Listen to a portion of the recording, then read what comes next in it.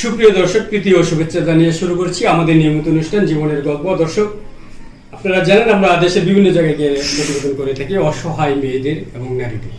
এরকমই একটি অসহায় মেয়ে দাঁড়িয়ে আছে আমাদের ক্যামেরার সামনে, শোনাবো তার জীবনের কষ্টের কথাগুলো। চলুন দর্শক, কি কথা আছে, তার কি কষ্ট আছে। আসসালামু আলাইকুম। ওয়ালাইকুম আসসালাম। কি নাম আপু আপনার? মুহাম্মদ রিয়া আক্তার রিমি। রিয়া আক্তার রিমি, সুন্দর নাম। আপু, আপনার ঠিকানাটা বলে আপনার জীবনের কষ্টের কথাগুলো একটু বলুন। আমাদের ঠিকানা ফরিদপুর। ফরিদপুর কোন জায়গা? নগরকান্দা থানা। ফরিদপুর জেলা নগরকান্দা থানা, গ্রাম সালতা। সালতা গ্রাম। আচ্ছা আপু, আপনার কি কষ্ট আছে, কি বলার জন্য এসেছেন? আসলে আমরা 5 বোন। আচ্ছা। আমার বাবা বৃদ্ধ হয়ে গেছে, যার জন্য আমাদেরকে একটু কষ্ট হয়ে যায়, তো যার জন্য আমার এই ভিডিওটা করা। আচ্ছা, আপনারা 5 বোন। আপনি কয় নাম্বার? আমি মেজো। মেজো। আপনার বড় যারা, তাদের কি বিয়ে শাদী হয়েছে? জি।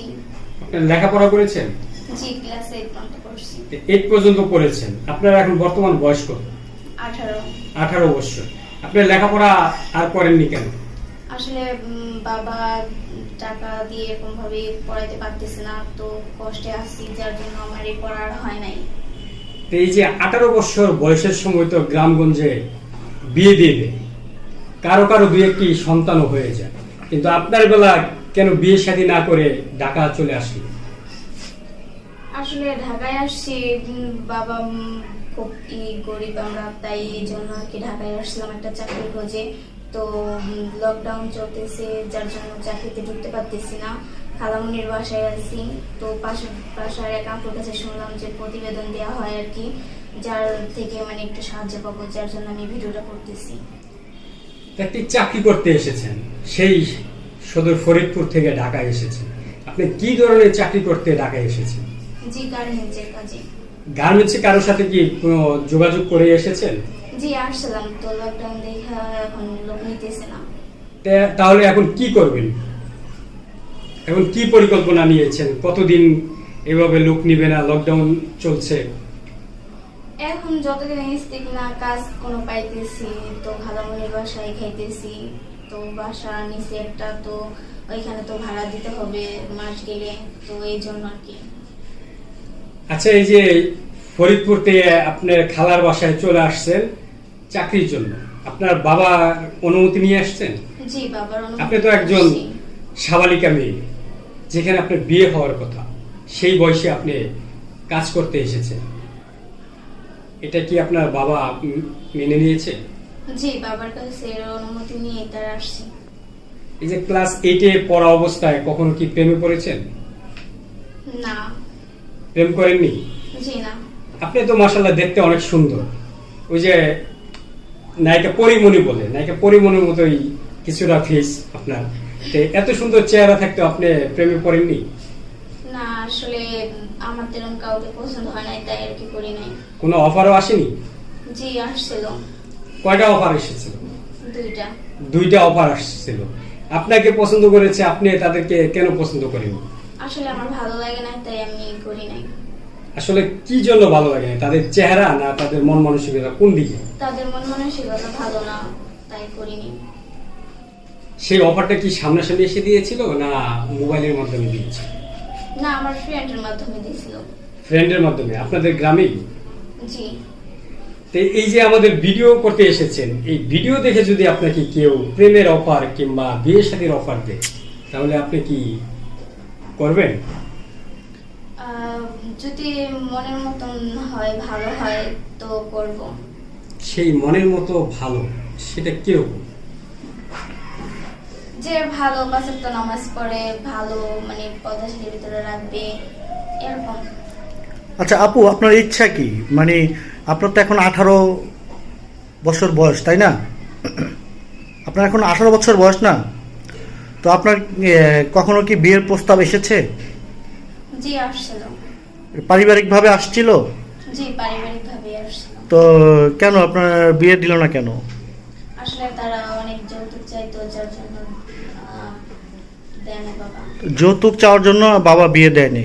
জি। তো কি ধরনের যৌতুক চাইতো আপনার কাছ থেকে? টাকা চাইতো 2 লাখ 3 লাখ এরকম। তো এখন তো আপনার যখন তারা টাকা পয়সা চাইতো যৌতুক, তো আপনারা এটা প্রশাসনকে জানিয়েছেন? এখন তো যৌতুক দেওয়া হারাম, নেওয়া হারাম। জি না, জানাই নাই। কেন জানাননি কেন আপনারা? এমনিতে মানে বর্তমান তো সব যৌতুক নিয়ে বিয়ে হচ্ছে, তাই আর কি। যৌতুক নিয়ে বিয়ে হচ্ছে আপনাদের কি আপনাদের গ্রামে? জি। এখন তো যৌতুক নেওয়া হারাম, দেওয়া হারাম, সেটি আপনারা জানেন? আচ্ছা আপু, এই যে যৌতুক দিয়ে আপনারা ভাই বোন কয়জন বললেন? 5 বোন। আচ্ছা, আপনার বড় বোনের বিয়ে হয়েছে, জি। এটা বললেন আমাদের একটা ভিডিওতে। তো আসলে তাকে কি যৌতুক দিয়ে বিয়ে দিয়েছেন? জি। কত টাকা যৌতুক দিয়েছেন? 50,000 টাকা। 50,000 টাকা। সে কি সুখে শান্তি আছে? জি আছে। আচ্ছা, আচ্ছা আপু, আপনাকে যদি কেউ যৌতুক ছাড়া কিংবা কোনো ডিমান্ড ছাড়া এই প্রতিবেদন দেখে কেউ আপনাকে গ্রহণ করতে চায়, প্রথমে আপনি কি সে রাজি আছেন? জি, যদি সে ভালো হয়, তার ফ্যামিলি ভালো হয়, তো আমি রাজি আছি। সেটা আপনি কিভাবে বুঝবেন তার ফ্যামিলি ভালো কিংবা সে ভালো? তা একজনকে দেখে কি বোঝা যায়? না, দেখে বোঝা যায় না।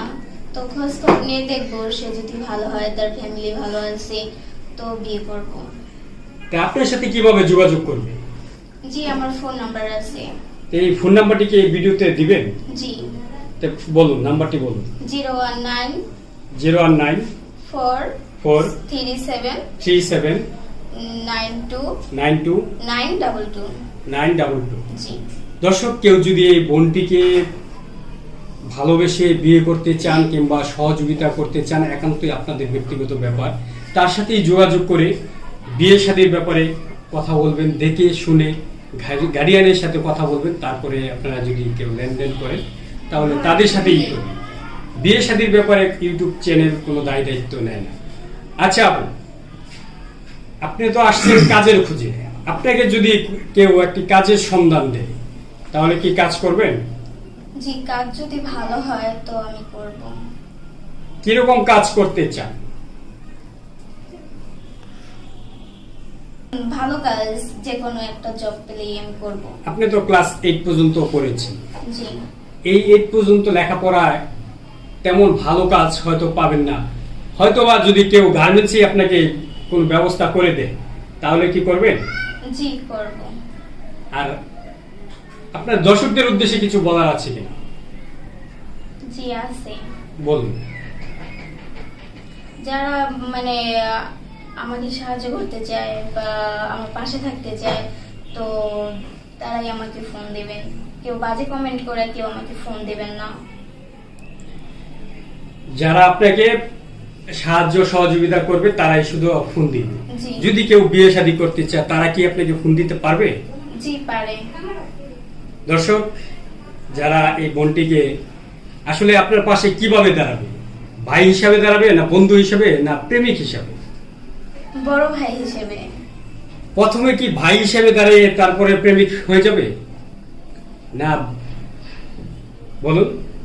বড় ভাই হিসেবে যদি কেউ থাকতে চায় তো ভালো, আর কেউ যদি বন্ধু হিসেবে থাকতে চায়। আর বিয়ের ব্যাপারটা হচ্ছে গিয়ে পরে, যদি ভালো হয় সে বা আমার আগে দেখবে, জানবে, শুনবে, তারপরে। দর্শক, আগে দেখবেন, জানবেন, তার ফ্যামিলির সাথে কথা বলবেন, তারপরে বিয়ে শাদীর ব্যাপারে সামনের দিকে অগ্রসর হবেন।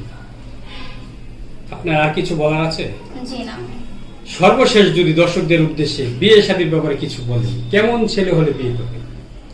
যে যে ভালো, যার ফ্যামিলি ভালো, 5 ওয়াক্ত নামাজ পড়ে, মানে খুব ভালো, তো তাদেরকে পেলে বিয়ে করবো।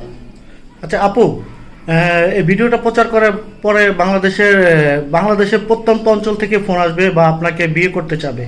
তো আপনার কি কোনো বিভাগ পছন্দ আছে? যে কোনো বিভাগের ছেলে হলে বিয়ে বসবেন, না কোনো বিভাগ পছন্দ আছে?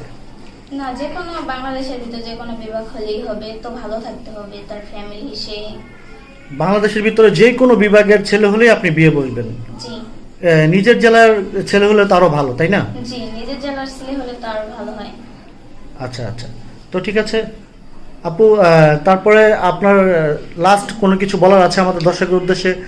যদি আপনি যারা আপনাকে দেখবে তাদের উদ্দেশ্যে কিছু বলার আছে, সাহায্য সহযোগিতা বা কোনো কিছু? যে কেউ যদি আমাকে সাহায্য সহযোগিতা করতে চায় বড় ভাই হিসেবে, বন্ধু হিসেবে, তো তারা আমাকে ফোন দিতে পারে। বড় ভাই হিসাবে, বন্ধু হিসাবে। জি। বন্ধু কি ধরনের বন্ধু চান আপনি? বন্ধু কি ধরনের বন্ধু? ভালো, যার কথাবার্তা ভালো, তো ভালো কথা বলবে আমাকে, তো তারাই। মানে আপনার একটা ছেলে একটা মেয়ের বন্ধু কখন হতে পারে আপু, সেটি আপনি জানেন? যখন দুজন দুজনের কাছাকাছি একেবারে চলে আসে তখনই ভালো একজন বন্ধু হতে পারে। জি আমি জানি, প্রথমত কারোর সাথে ভালো বন্ধু হয় না, বন্ধু হতে তো অনেক দেরি হয়। তো আমি দেখবো যদি কেউ ভালো হয় তো তাকে আমি বন্ধু হিসেবে গ্রহণ করব। তো ঠিক আছে আপু, আপনারা ভালো থাকবেন। দর্শক, আপুকে যারা দেখলেন বা আপুর গল্পটি যারা শুনলেন, আপনারাও ভালো থাকবেন। আমাদের এই গল্পটি যদি আপনাদের কাছে ভালো লেগে থাকে তাহলে আপনাদের গুরুত্বপূর্ণ মতামত জানাবেন আমাদেরকে কমেন্টের মাধ্যমে। আর আমাদের এই চ্যানেলটি সাবস্ক্রাইব করে আমাদের এই চ্যানেল থেকে পরবর্তী আপডেট ভিডিও পেতে হলে থাকতে হবে আমাদের এই চ্যানেলের সঙ্গেই। যেখানে থাকুন ভালো থাকুন, ধন্যবাদ সকলকে, খোদা হাফেজ।